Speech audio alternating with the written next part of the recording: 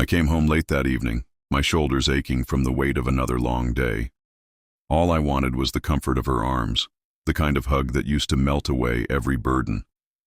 I stepped toward her, gently wrapping my arms around her waist, searching for that warmth I remembered. But she stiffened instantly, shoving me away as if I were some stranger invading her space. Her words cut sharper than any knife. "Don't touch me."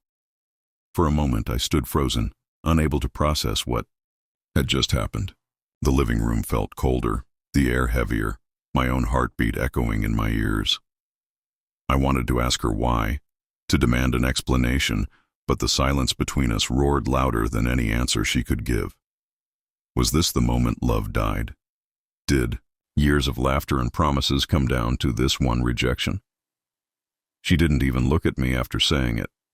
Instead, she reached for her phone, scrolling, typing, smiling faintly at a screen that wasn't mine. I felt like an intruder in my own home, a ghost wandering the walls of what was supposed to be our sanctuary. Every time I tried to catch her, she turned away, her gaze locked somewhere else, anywhere but me. Lying in bed that night, I stared at the ceiling, hearing her soft breaths as she slept beside me, yet worlds apart. My chest ached not just from her rejection, but from the realization that this wasn't sudden. No, this had been building slowly, brick by brick, distance by distance. And as I replayed her cold voice, "Don't touch me," I wondered if I had already lost her long before tonight. Sleep never came. Only the question haunted me. How does something so warm turn so cold without warning? And why was I the only one lying awake, feeling the burn of love turning into ash? The next morning sunlight spilled through the curtains, and for a fleeting second I thought maybe the heaviness of last night would fade. But then I heard her laughter, bright, effortless, the kind of laughter I hadn't heard directed at me in months. She was on the phone with one of her friends, voice warm, almost musical, as if the woman I once knew had never left. Yet when she hung up and glanced at me across the table, her tone snapped back to ice. A clipped morning, nothing more. No warmth, no spark. I tried to reach her again, as if maybe a simple thread of conversation could stitch us back together. "How'd you sleep?" I asked. She shrugged without looking at me. Later, when I offered to help with the groceries she had listed, she waved me off like my presence was an inconvenience. It was strange, watching her radiate joy to everyone else but reserving only indifference for me. Memories rushed back like ghosts. I could see us years ago, tangled in each other's arms on lazy Sundays, teasing, laughing, building plans for a future that felt so alive. I could almost feel her long hugs, the kind that made the world stop. But the contrast cut deep. Those moments felt like scenes from someone else's life now. Faded photographs in a frame gathering dust. And then I noticed the patterns. She still asked things of me, errands, bills, little tasks she didn't want to bother with. "Can you transfer some money? Pick this up on your way back. Handle it, I'm busy." I was still needed, but only in utility. Never in love. Never in touch. The realization sat heavy. Was I even her partner anymore, or just a provider she no longer respected? That night, when the house grew quiet, I turned on my side and glanced toward her. The glow of her phone lit up her face. She wasn't scrolling mindlessly. No, she was smiling, her lips curving in a way I hadn't seen in months. My chest tightened. Whoever was on the other side of that screen had the version of her that used to belong to me. And as I watched, her thumb type quickly followed by another soft laugh. Suspicion clawed its way into me. Maybe this distance wasn't just a phase. Maybe she had already found someone else to close the gap. It happened the very next day, as if nothing had ever been wrong. She stood in the kitchen, hair tied back, scrolling through her phone while sipping coffee. Without so much as a glance in my direction, she said it casually, like it was a given. "I need money for my brother. He's behind on payments again. Transfer it today." I stared at her, waiting for some trace of softness, some explanation, some recognition of the fact that only last night she recoiled from my touch like I was poison. But none came. She looked at me with that air of entitlement, as though my only role in this marriage was to keep opening my wallet whenever she snapped her fingers. When I hesitated, her eyes narrowed and her tone sharpened. "You're my husband. That's the least you can do." Her words stung more than her rejection had. Yesterday, my arms weren't worthy of wrapping around her. Today, my money was. That was all I had become in her world, a paycheck with legs, a tool to fix her problems. No warmth, no affection, no love, just obligation. Inside, something cracked. I wanted to scream at her, to ask if she even saw me anymore beyond what I could provide. Instead, I nodded quietly, pretending to accept her command. I told myself it was easier this way, easier to avoid the fight. But beneath the calm mask I wore, resentment brewed like a storm ready to break. As I transferred the money, my thoughts echoed bitterly. Is this what our marriage has become? A transaction? Was every smile, every kiss, just an investment she cashed in later? I didn't let her see the fire rising in me. Not yet. But in that moment, as I watched her walk away satisfied, I made myself a promise. The next time she came to me with her cold demands, she wouldn't be met with the same obedient silence. She thought she could strip me of dignity without consequence. She was wrong, and I knew exactly how I would show her.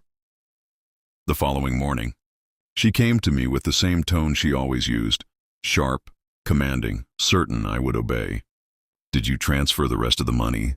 He needs it today." Her voice carried no hesitation, no gratitude, just entitlement. She didn't even look up from her phone when she said it. For the first time, I didn't move. I sat there, calm, steady, feeling a strange new strength in my chest. "Don't ask me," I said softly. The words slipped out almost too easily, but the effect was instant. Her head snapped up, her eyes wide, disbelief etched into every line of her face. She blinked as though she hadn't heard me correctly. "What did you just say?" I repeated it, slower this time, every syllable deliberate. "Don't ask me." Her lips parted in shock, then tightened with fury. She had never heard me refuse her before, never seen me hold my ground without raising my voice. "What do you mean, don't ask? You're my husband. You're supposed to take care of things." I didn't flinch. I didn't argue. I just met her anger with calmness that unsettled her more than any fight could. "The same way you told me don't touch," I said evenly. The room fell into silence.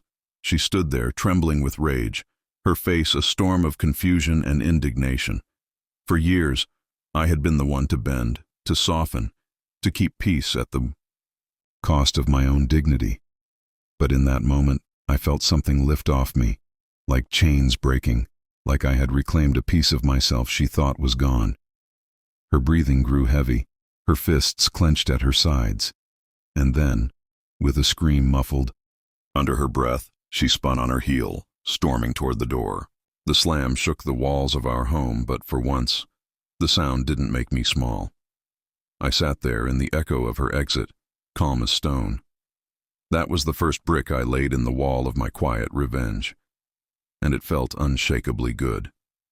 The days that followed felt like living inside a house built of glass, every movement fragile, every word sharp enough to crack the silence. She stopped speaking to me unless it was to demand or accuse. When I didn't bend, she tried another tactic. One evening, I came home to find her eyes red, tears streaming as she whispered, "You don't love me anymore, do you?" Another night. She stood in the kitchen, arms crossed, hissing, "What kind of husband ignores his wife like this? You're heartless." Once, those words would have broken me. I would have scrambled to prove my devotion, to fix whatever storm was brewing inside her, but not this time. I answered her calmly, if I answered at all. "I hear you." Nothing more. Detached, controlled. She couldn't stand it. Instead of drowning in her moods, I redirected my energy. I began rising earlier, hitting the gym, watching. The strength returned to my body. At work, I threw myself into projects I'd been neglecting, earning nods of respect from colleagues who saw the difference. In the evenings, I picked up hobbies I had abandoned. Books, music, even a little sketching. My life started to expand while hers shrank to the walls of her own dissatisfaction. She noticed. Of course, she noticed. She tried harder, slamming doors, sighing loudly, picking fights over nothing. But her tricks no longer worked on me. I no longer gave her the satisfaction of a reaction. The balance had shifted, and for the first time in years, I held the quiet power she once lorded over me. One night, as I walked past the bedroom door, I caught her on the phone, voice hushed, edged with panic. "He's changing. He doesn't care anymore," she whispered to her friend. I paused in the hallway, a faint smile tugging at my lips. She was right. I didn't care, not in the way she wanted. And the best part was, she couldn't do a thing to stop it. It was late, the kind of night where silence pressed heavy against the walls. She had left her phone charging on the counter, screen glowing with notifications. I never considered myself the type to pry, but something inside me whispered that the truth had been sitting there all along, waiting. When I unlocked it, the messages lit up like fire. There he was. Not just a name, but thread after thread of words dripping with intimacy. "You make me feel alive again. I wish you were here instead of him." And her replies, smiling emojis, hearts, promises of secret meetings. My chest tightened, but not with shock. It wasn't random, her distance, her coldness, her sudden revulsion at my touch. She already had someone else feeding her ego, stroking the parts of her heart she refused to let me near. For a moment, rage rose like a wave, begging to crash and destroy everything in sight. I wanted to confront her, scream, demand why, but then a strange calm came over me. She thought she was clever, thought she was playing me for a fool. No, exploding now would only hand her the satisfaction of seeing me broken. So I played my part. I acted as though I knew nothing, letting her believe she still had control. I nodded when she spoke, handed over small favors when asked, and let her move about the house with that smug confidence she thought was invisible. All the while, I was preparing my quiet counterstrike. I began moving money quietly, separating my accounts, drawing up a life that didn't include her in it. Every bill, every dollar, every plan. I shifted it piece by piece until I could see a future where her hands couldn't reach me. My evenings became less about her drama and more about paperwork, bank statements, numbers that built a fortress of independence around me. She didn't notice, too busy with her late-night texts and half-hidden smiles, and I let her drown in them, never giving away the fact that I had already started closing the door behind her. One afternoon, while she was out, I sat in a lawyer's office, my hands steady as I signed my name on forms that would change everything. The appointment was booked, the process set in motion. I walked out into the daylight, the air fresher than it had felt in months. She didn't know it yet, but her game was almost over. And the best part was, she still thought she was winning. Came like clockwork, another demand, another entitled decree, as if the air in our home still belonged to her command. She stood in front of me, arms folded, voice sharp. "You need to sell your car. My brother's business can't survive without an investment. It's family. You owe us this much." I looked at her, at the arrogance etched into her face, the certainty that I would bend. Once upon a time, I might have caved, sacrificed something I loved just to keep the peace. But that version of me had already died the day she pushed me away and said, "Don't touch me." "No," I said simply, calm, solid, like stone. Her eyes narrowed, fury rising. "What do you mean, no? You're selfish. My family has always helped us, and now when it's your turn, you want to act like a stranger? What kind of man are you?" Her words were meant to cut, but they slid off me like dull blades. She pushed harder, her voice rising, her accusations spilling like venom. "Maybe you don't deserve a wife at all. Maybe we should just end this marriage. You think you'd survive without me?" She expected panic. She expected me to fall, to my knees, begging, pleading, terrified of losing her. But I stayed silent, calm, unmoved. Then I reached into my bag and pulled out the folder I had been carrying for days. Papers slid onto the table, their crisp edges cutting through her tirade. Her words caught in her throat as she glanced down, recognition dawning. Divorce. Legal documents. My name, my signature, everything already in motion. For the first time in years, she looked at me not with disdain, but with something far rarer, fear. Her lips trembled, her bravado slipping like a mask torn away. The same coldness she had given me, I now gave back without raising my voice, a mirror, sharp and merciless. The silence that followed was heavier than any argument we'd ever had. She stared at me, realizing too late that the man who once bent to her every whim no longer existed. And in that stillness, as her world began to crumble, I sat back, calm as ever, knowing she finally saw the truth. She had lost me long before. She knew she could. The lawyer's office smelled of leather and paper, the quiet hum of the air conditioner filling the space where words had not yet been spoken. She sat across the table from me, her posture stiff, her eyes darting between the lawyer and the stack of documents spread before her. At first, she seemed confident, ready to twist the narrative, to make herself the victim, to demand what she thought was hers. But then the details began to unfold, account by account, asset by asset. The house, secured solely under my name. Savings, locked and untouchable. Investments, moved quietly months before she even realized I was slipping away. Each revelation stripped the color from her face, draining her certainty until all that was left was shock. I didn't raise my voice. I didn't gloat. I simply watched, calm and unshaken, as the lawyer explained what she had failed to see. She thought rejection was her weapon. She never imagined it could be mine too. Her tone changed quickly, arrogance replaced by desperation. We can fix this. We can try again. I didn't mean what I said. She reached for my hand across the table, but it felt foreign, hollow, too late. I pulled back, not with anger, but with a finality she could no longer fight. In her eyes, I saw the realization settle like a stone. There was no way back.